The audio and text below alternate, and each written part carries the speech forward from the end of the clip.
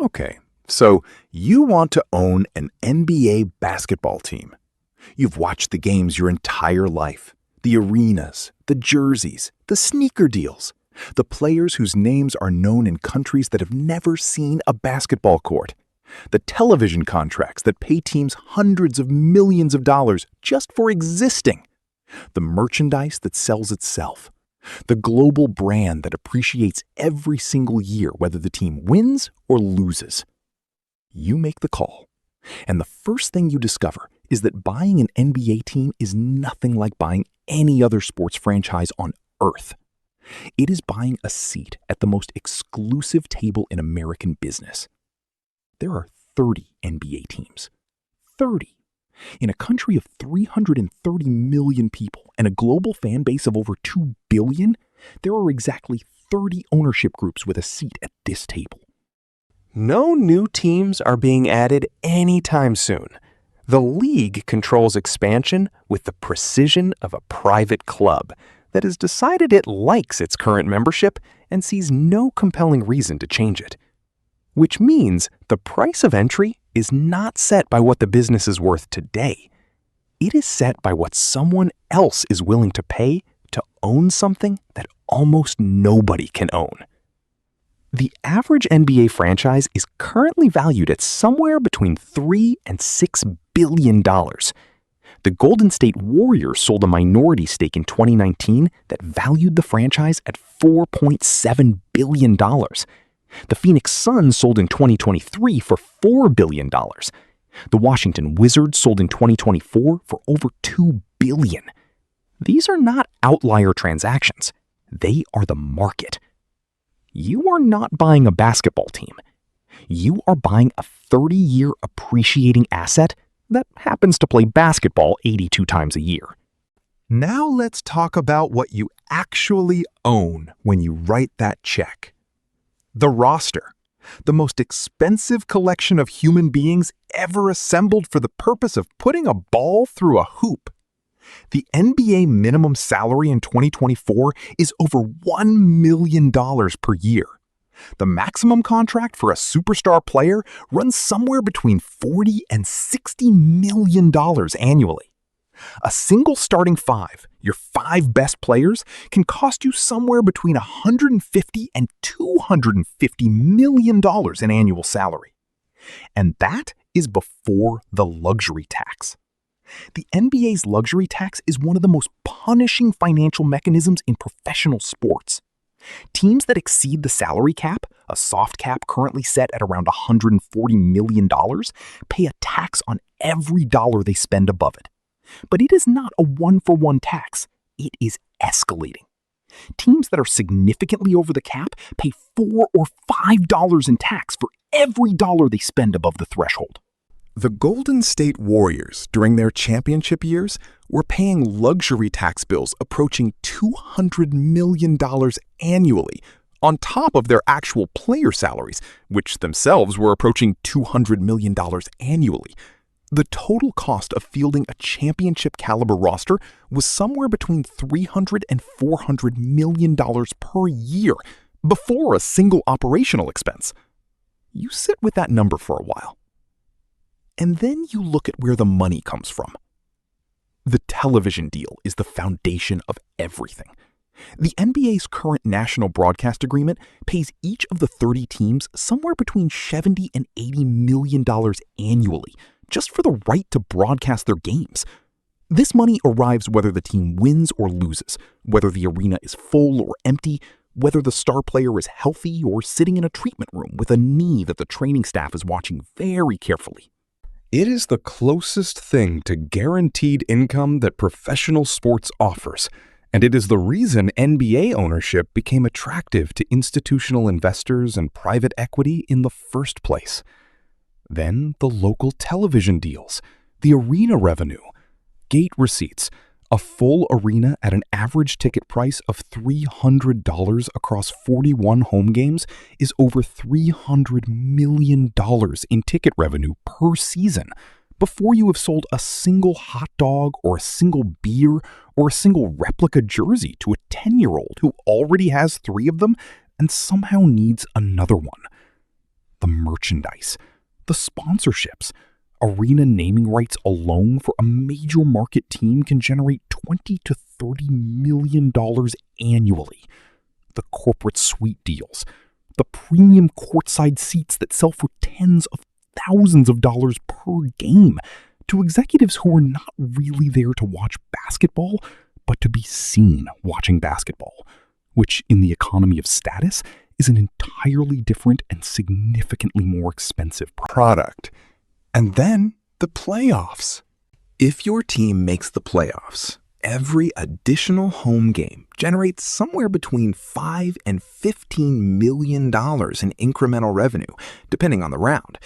A deep playoff run, conference finals, NBA finals, can generate $50 to $100 million in additional revenue that was not in your budget at the start of the season. This is why coaches who cannot get their team past the first round get fired, despite winning 50 games in the regular season. This is why a single injury to a superstar player in April can cost an ownership group more money than the player's entire annual salary. This is why the training staff, the sports science department, the sleep specialists, the nutritionists, all the people who never appear on a highlight reel are among the most valuable employees in the organization. Now here is where the business gets genuinely complicated.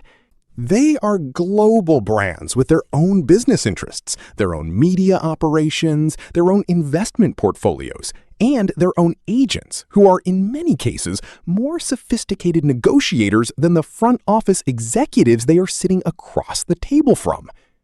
LeBron James generates more revenue from his personal business interests, his production company, his media deals, his investments, his endorsements, than most NBA teams generate from operations. He is not an employee of a franchise. He is a business that has chosen, for now, to play basketball for a specific organization. And the terms of that relationship are negotiated with a complexity that would be familiar to anyone who has ever structured a major corporate partnership. This dynamic shapes everything about how modern NBA teams operate. Player empowerment, the phenomenon of superstar players demanding trades, forming their own super teams, choosing their markets based on lifestyle preferences and business opportunities rather than purely competitive ones, has fundamentally changed the economics of roster construction. You cannot simply buy the best players and expect them to stay. You have to build an environment that they want to be part of, a city they want to live in, an organization with a culture they respect, a supporting cast that makes their individual legacy better, a front office that communicates with them as partners rather than as assets to be deployed. The franchises that have figured this out, the San Antonio Spurs for 2 decades, the Golden State Warriors during their dynasty, the Miami Heat under their current culture, have consistently punched above their payroll weight because the best players wanted to be there. The franchises that treat players as inventory to be managed discover quickly that inventory has opinions and options, and a social media following of 30 million people who are going to hear about it. Now, let's talk about the arena. A modern NBA arena costs somewhere between $500 million and $2 billion to build. Some teams own their arenas outright. Some lease from a city that funded the construction in exchange for promised economic development benefits that economists have studied extensively and found to be largely overstated. The arena is not just a basketball venue. It is a year-round entertainment facility that hosts concerts, boxing matches, college basketball tournaments, esports events, family shows, corporate conferences, and anything else that can fill seats and generate revenue during the 260 days per year when the NBA team is not playing. The Chase Center in San Francisco, built entirely with private funding by the Golden State Warriors ownership group at a cost of $1.4 billion, is one of the most financially successful entertainment venues in the world. It generates revenue that the team's previous arena, leased from the city of Oakland, could never have approached. The ownership group made a decision to invest in infrastructure, and that decision transformed the financial profile of the entire franchise. Real estate, it turns out, is often the most valuable part of owning a sports team. So here is where you actually stand. You spent somewhere between $3 and $6 billion for the right to operate one of 30 franchises in the most globally recognized basketball league on Earth. You are paying somewhere between $200 and $400 million per year in player costs and luxury tax, depending on how seriously you want to compete.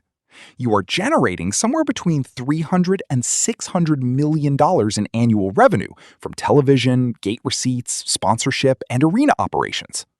Your operating margin in a good year is somewhere between 10 and 20%.